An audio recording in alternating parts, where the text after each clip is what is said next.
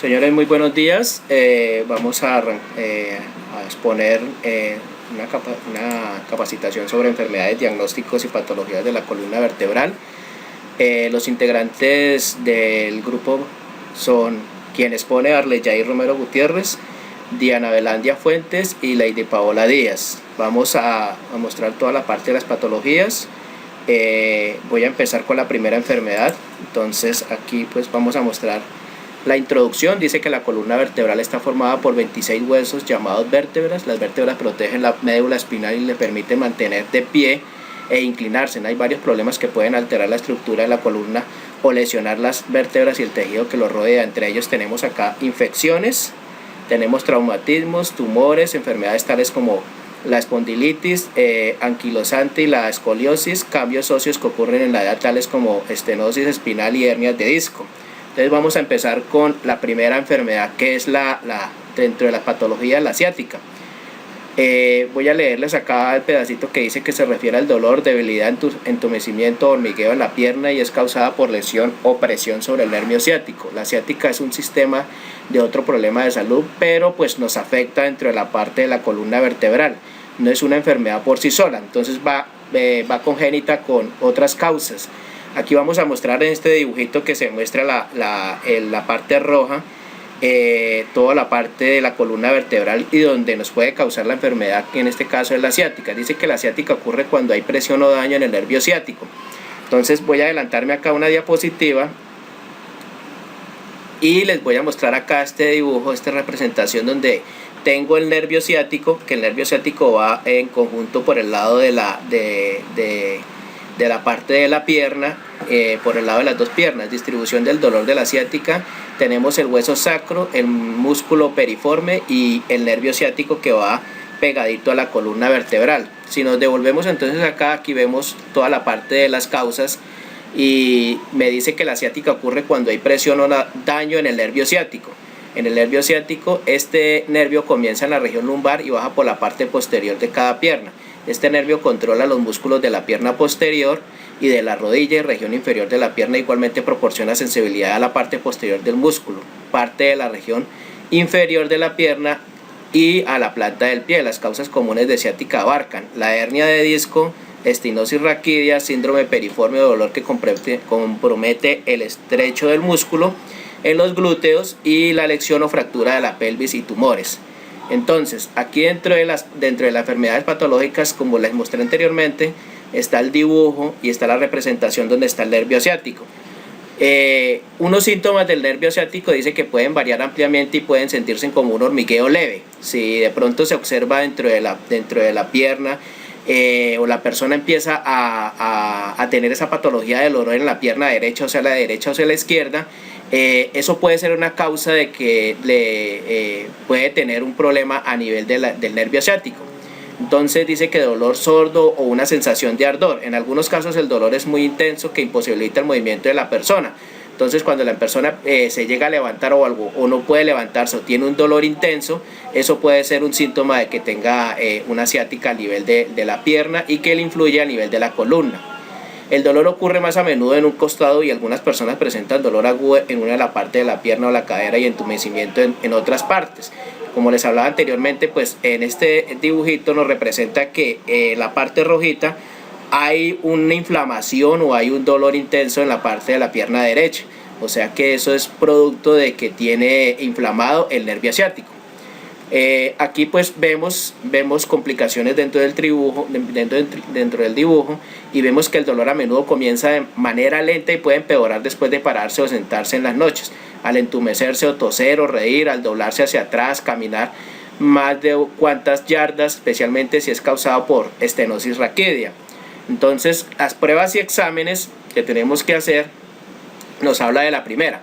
El médico llevará a cabo un examen físico el cual puede mostrar debilidad, flexionar la rodilla o al moverse el pie. O sea, al tratar de mover el pie, eso puede ser una prueba o un examen para que el médico diagnostique que es una inflamación del nervio ciático.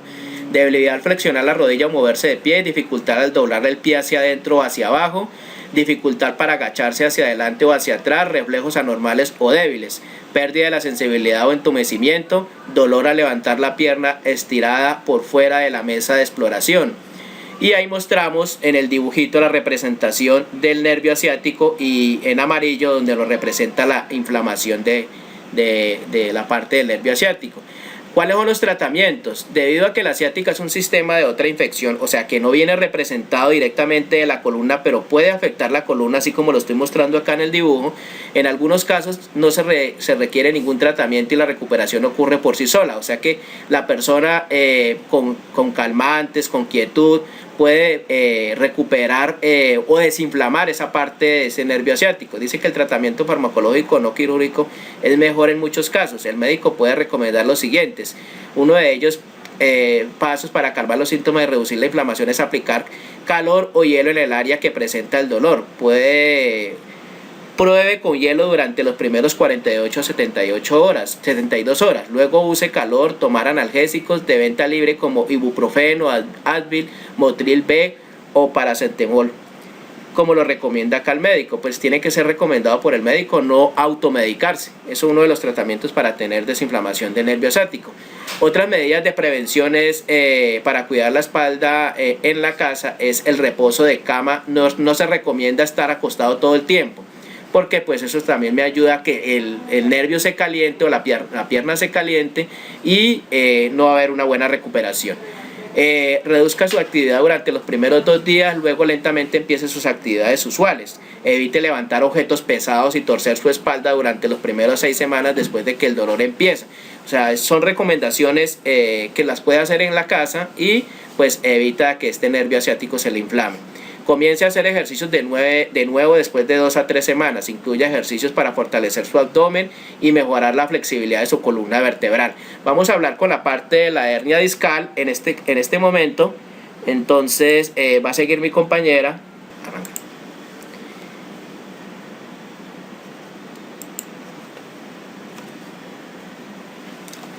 Bueno, las causas de la hernia discal. Los huesos vértebras de la columna protegen los nervios que salen del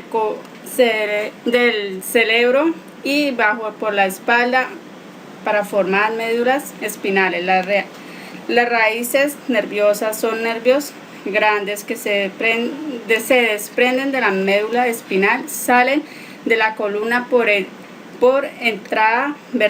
cada vértebra. Y es así donde lo miramos acá en la imagen que tenemos, que nos muestra la hernia discal, el nervio pinzado y la vértebra.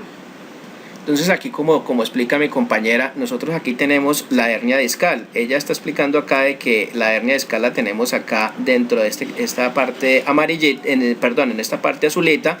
Y aquí es donde vemos que la inflamación ocurre dentro del disco de la vértebra. Aquí tenemos las 2 vértebras y aquí tenemos la hernia discal. Entonces ella pues seguirá explicando toda la parte de la hernia discal.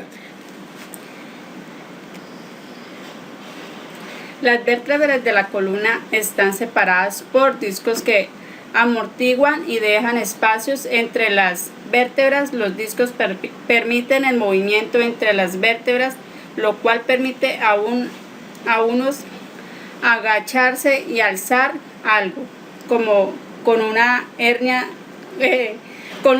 discal. El disco se puede salir de su lugar, herniándose o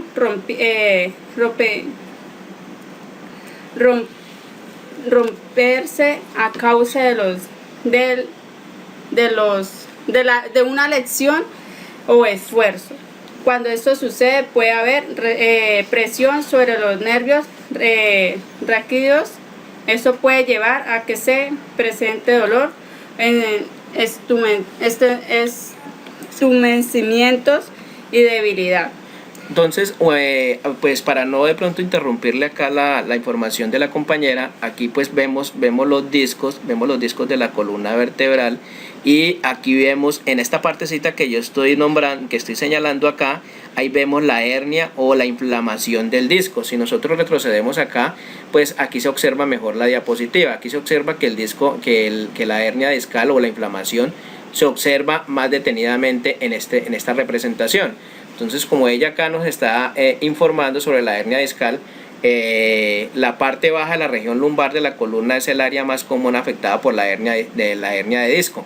O sea, aquí dentro de las vértebras tenemos 7 vértebras cervicales, 12 torácicas, 5 lumbares. En esta parte es donde vemos que se ve mayor la inflamación del disco, o sea, mayor inflamación de la hernia discal, es donde se representa aquí en esta parte, en la región lumbar. En la región lumbar, o sea, en las 5 vértebras lumbares, que es donde se representa la inflamación del disco.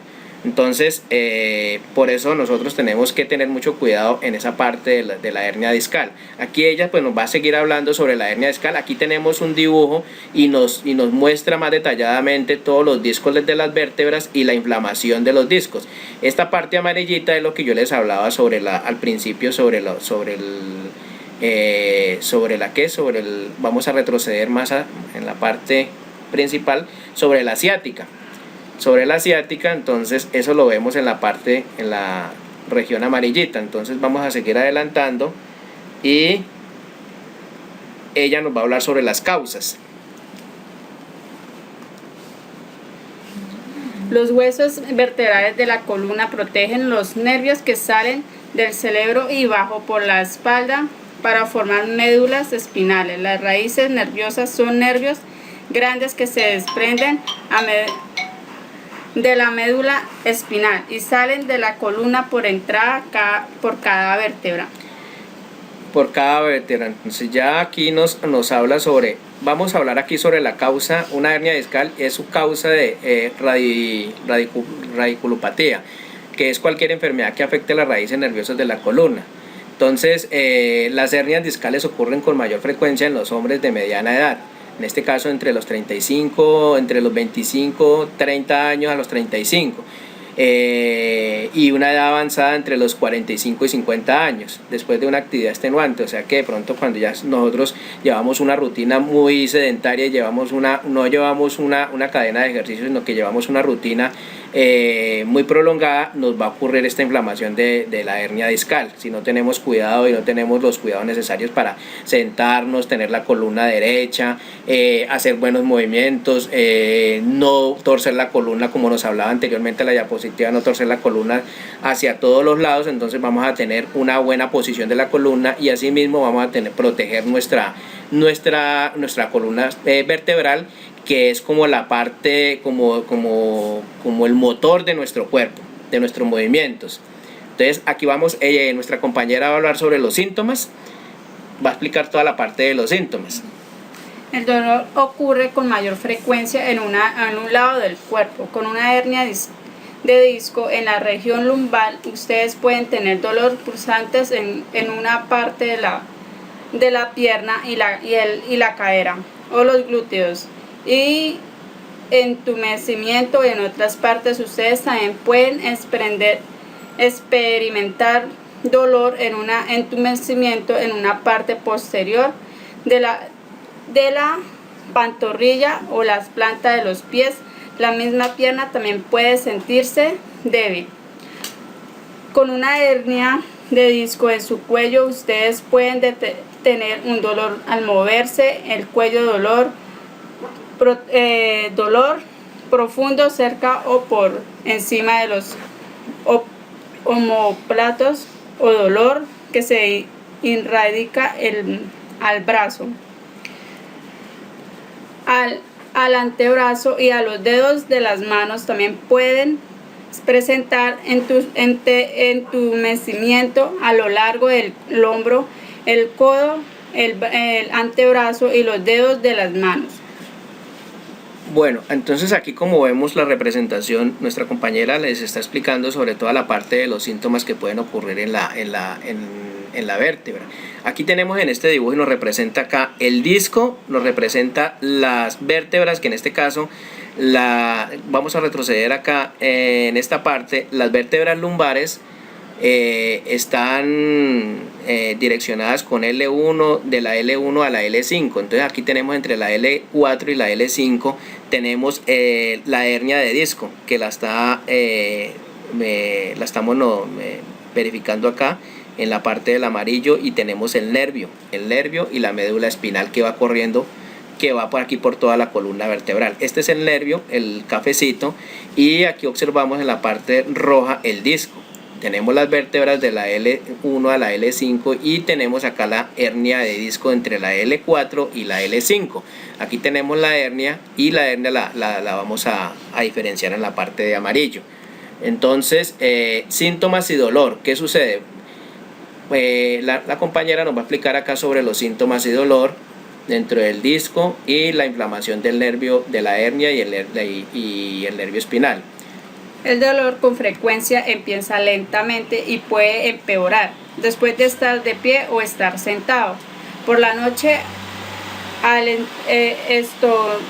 estornudar, toser o reírse, al doblarse hacia atrás o hacia más de unas cuantas yardas. Entonces aquí la compañera pues nos explica que después de estar de pie o sentado, o por la noche, si está demasiado tiempo sentado o demasiado tiempo de pie, o al estornudar o al reírse, esos son síntomas, nos puede dar esos síntomas de dolor. Entonces, dentro de la columna vertebral vamos a tener estos síntomas y nos va a repercutir dentro de la hernia discal. Pruebas y exámenes que vamos a realizar. Entonces la compañera nos va a explicar sobre las pruebas y exámenes. Un examen físico cuidadoso y la historia clínica casi siempre es primer paso. Segundo, donde tenga los síntomas y el médico le examine el cuello, el hombro y los brazos y las manos, o la región lumbar, las caderas, las piernas y los pies.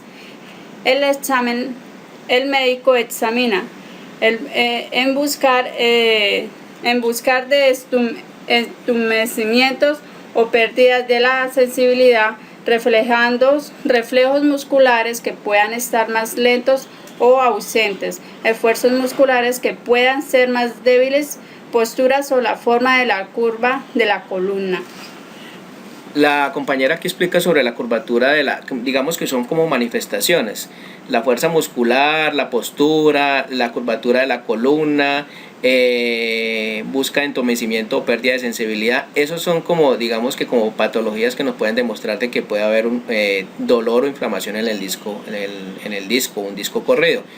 Otras pruebas y exámenes, el médico también puede solicitar que se siente, se pare, camine. Mientras usted camina, su médico puede pedirle que lo haga con los dedos de los pies y luego sobre los talones. Entonces, si se para sobre los talones o se para sobre los dedos, eso el médico está examinando a ver si le produce dolor o inflamación sobre la hernia discal. Ahí vemos acá en el dibujito, aquí observamos en el dibujito disco normal y un disco herniado. Entonces, si observamos acá el disco normal se observa completamente cuadradito, la espina del canal, los ánulos o fibrosis, y aquí vemos la complicación, o vemos que este cuadrito y aquí este cuadrito se ve más inflamado, o sea, se ve más corrido para el lado derecho. Entonces eso nos indica de que está aquí comprimiendo acá el nervio, y eso nos produce, aquí como lo observamos se ve rojito, o sea que está inflamado. ¿Listo? Vamos para adelantarnos un poquito entre exámenes y diagnósticos, la compañera pues nos va a hablar sobre los exámenes y diagnósticos. ¿Qué se puede hacer, o el médico qué hace? Se puede hacer un electromiográfico para determinar la raíz nerviosa exacta que está comprometida. Se puede realizar una melografía para determinar el tamaño y la localización de la hernia discal. También se puede practicar una prueba de velocidad de la conducción nerviosa, una resonancia magnética o una tomografía computarizada columna vertebral mostrará si la hernia discal está ejerciendo presión sobre el canal medular. Aquí donde la compañera explica sobre una tomografía es que el médico bajo un equipo computarizado pues va a revisar por medio de una radiografía a ver en la columna vertebral si hay alguna fisura, si hay alguna hernia, dependiendo del examen que saque el médico dentro de la columna vertebral, él observa dentro de la tomografía qué tiene la columna, si hay inflamación o no hay inflamación. Entonces ahí observará dentro de la radiografía si hay una inflamación del disco, si hay una ciática, si la ciática está inflamada, si el disco o hay una hernia discal, si hay un disco corrido. Entonces dentro de esos exámenes y diagnósticos o dentro de esa resonancia magnética él puede explicar o puede diagnosticar qué es lo que tiene el paciente. Listo, tratamientos y medicamentos. Entonces la compañera va a hablar sobre los tratamientos y medicamentos. ¿Qué tratamientos se debe tener en cuenta y qué medicamentos el médico le puede diagnosticar? El primer tratamiento para una hernia discal es un periodo corto de reposo con analgésicos según el fisioterapia. La mayor de las personas siguen estos tratamientos, se recuperan y vuelven a hacer actividades normalmente. Los medicamentos para la ayuda de los dolores, el médico puede recetar cualquiera de los siguientes: antiinflamatorios no esteroides para el control del dolor a largo plazo, narcóticos si el dolor es intenso y responde a los medicamentos para calmar los nervios. Modificaciones y estilos de vida. Aquí la compañera pues va a recomendarnos unas modificaciones y estilos de vida así rápidamente, dentro del ejercicio y la buena alimentación para pues poder tener una buena columna sana. Entonces, el ejercicio y la alimentación son muy importantes para mejorar el dolor de espalda si tienes sobrepeso. La fisioterapia es importante para casi todas las personas con enfermedades discales. La terapia les enseñará a ustedes la forma de levantar objetos adecuadamente, caminar, vestirse y desempeñar otras actividades. También les enseña cómo fortalecer los músculos y ayuda a sostener la columna. Bueno, vamos a adelantarnos acá un poquito dentro de las cirugías, que pues digamos que las complicaciones ya las habíamos recomendado. Vamos digamos que a pasarnos a la siguiente enfermedad y vamos a hablar sobre la estenosis raquídea, que nos va a recomendar la compañera. Arrancó. Estenosis raquídea. Es el estrechamiento de la columna vértebra que provoca presión sobre la médula espinal o estrechamiento de las aberturas llamadas agujeros intervertebrales, por donde los nervios raquídeos salen de la columna vertebral. Causas. La estenosis raquídea por lo general ocurre a medida que una persona envejece. Los discos espinales se vuelven más resecos y empiezan a sobresalir. Los huesos y los ligamentos de la columna vertebral se engruesan o crecen, lo cual es causado por artritis o hinchazón, inflamación crónica. Exacto.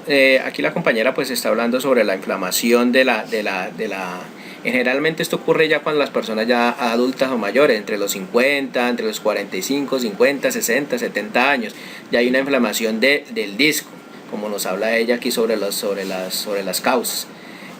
Aquí las causas de las enfermedades, entonces se nos va a explicar sobre la estenosis raquídea también puede ser causada por artritis de la columna, por lo general en personas de mediana edad o edad avanzada. Enfermedades óseas como la enfermedad de Paget, anomalía o crecimiento en la columna presente desde el nacimiento. Hernia discal, lo cual con frecuencia ocurrió en el pasado, lesión que causa presión sobre las raíces de los nervios o la médula espinal. Tumores de la columna, fractura o lesión de una vértebra.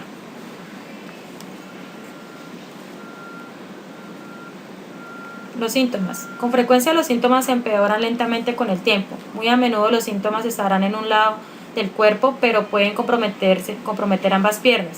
Los síntomas incluyen entumecimiento, calambres o dolor en la espalda, los glúteos, los muslos o las pantorrillas en el cuello, los hombros o los brazos. Debilidad. En parte de una pierna o brazo, los síntomas tienen mayor probabilidad de estar presentes o empeorar al estar de pie o caminar. Con frecuencia disminuirán o desaparecerán al sentarse o inclinarse hacia adelante. La mayoría de las personas con estenosis raquídea no pueden caminar durante un periodo prolongado. Los síntomas más serios incluyen dificultad o poco equilibrio al caminar, problemas con el control de esfínteres.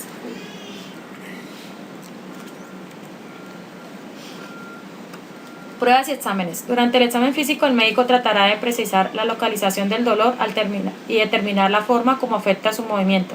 A usted le solicitarán sentarse, pararse y caminar. Mientras camina, el médico puede pedirle que trate de caminar sobre los dedos de los pies y luego con los talones inclinarse hacia adelante, hacia atrás y hacia los lados. El dolor puede empeorar con estos movimientos. Levantar las piernas estiradas mientras esté acostado. Si el dolor es peor cuando usted hace esto, puede tener ciática, especialmente si también siente entumecimiento u hormigueo en una de las piernas.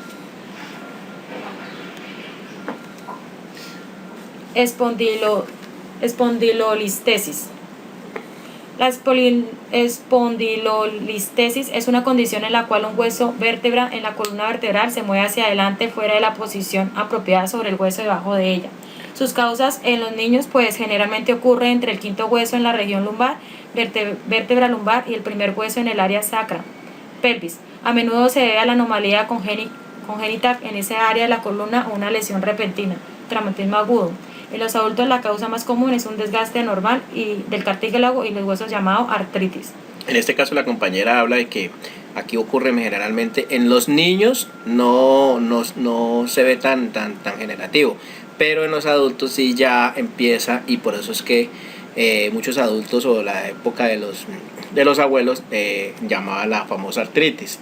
Entonces, descomposición de los huesos y descalcificación de los huesos, en este caso de la columna vertebral, descomposición de la columna vertebral. Osteopatía, nos va a hablar sobre la osteopatía. La osteopatía de las fracturas también pueden causar espondilolistesis. Ciertas actividades deportivas como la gimnasia, el levantamiento de pesas y el fútbol americano ponen mucha atención sobre los huesos en la región lumbar. Estas actividades también requieren que el atleta constantemente extienda demasiado la columna vertebral, lo cual puede llevar a una fractura por sobrecarga en uno o ambos lados de la vértebra. Este tipo de fractura puede provocar que una vértebra se debilite y se desplace de su lugar. Los síntomas pueden variar de leve a grave y puede no haber síntomas en la persona. La afección puede llevar a un aumento de la lordosis, también llamado hiperlordosis.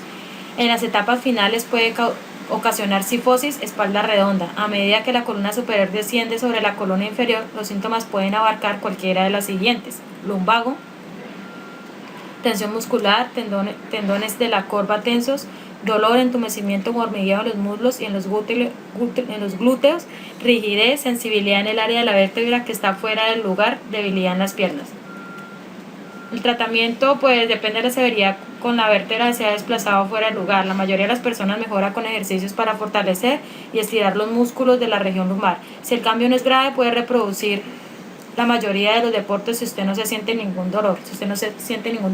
En la mayoría de los casos puede reanudar las actividades en forma lenta. Se le puede pedir que evite los deportes de contacto o que cambie de actividad para proteger a la espalda de extenderse demasiado. Sus posibles complicaciones, pues si se produce demasiado movimiento, los huesos pueden comenzar a ejercer presión sobre los nervios, la cirugía puede ser necesaria para corregir la afección y otras complicaciones que pueden abarcar dolor de espalda crónico, infección, daño permanente temporal de las raíces de los nervios raquídeos que puede causar cambios en la sensibilidad, debilidad o parálisis de las piernas. Bueno, gracias por su atención. Espero que le haya quedado claro las enfermedades de la columna vertebral.